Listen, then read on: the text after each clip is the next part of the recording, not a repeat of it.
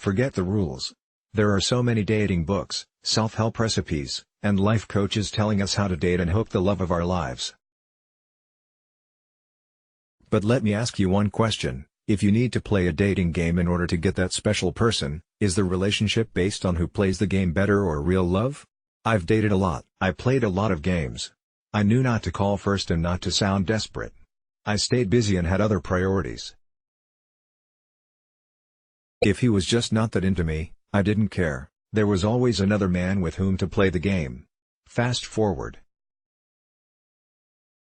To this day, when my husband walks into a crowded room to find me, I still feel lucky. He continues to take my breath away.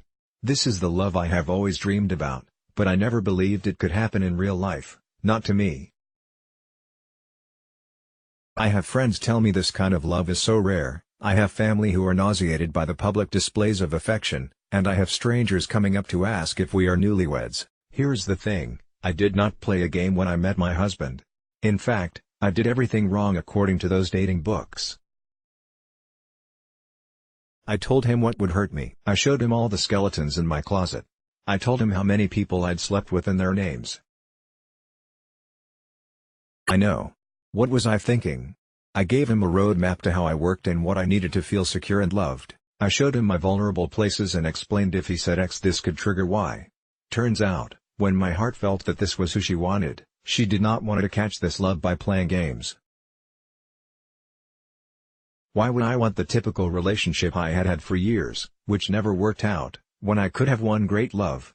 If the person is truly your soulmate, you cannot do anything to drive them away. I did everything wrong in the courtship with my husband according to the rules. But for the sake of the greatest love of my life, I did everything right. Do not listen to anyone else's plan for your heart. Ask your soul what it wants, and when you feel like you have found your mate, do what feels right for you. Stop asking your friends and family what they think. Stop reading what someone else thinks you should do. You know what your intuition is telling you about your heart. You know when it is not right for you, and when it is, you know the best. And by the way, if you show too much and they are not ready for it, guess what? That's amazing because it means you are closer to finding the right person. You being vulnerable and allowing your love to accept you, bruises and all, will only lead to more vulnerability. You will accept each other in the same way, no games, all heart. I had been through so many mistakes in my relationships that my parents thought I would never find the one. But they didn't really focus on that, they just prayed I wouldn't be single for the rest of my life. They hoped I would find a partner. Maybe someone with whom I would have kids and have a great friendship. I told them once, when the right one comes along, I will just show up to your home married. They laughed. Years later, that is exactly what I did. Stephanie Arnold. Stephanie Arnold, in her former life, was a TV producer who spent 27 years creating and directing TV shows, music videos, and documentaries. She left that crazy business in 2008 after meeting the love of her life. From that point on, the only thing she wanted to produce was a family. It was during the birth of her second child that Stephanie suffered a rare, but often fatal, a condition called an amniotic fluid embolism, AFE, and died on the operating table for 37 seconds. Her debut, best-selling book 37 Seconds Harper won 2015, retells the harrowing story of survival against all odds. Everything she does now, in this lifetime, is a direct result of her survival.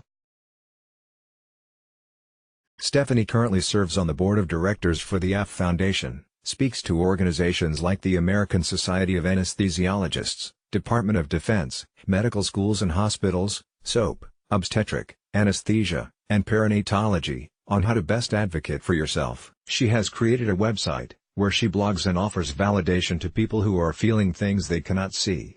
Science does not have all the answers.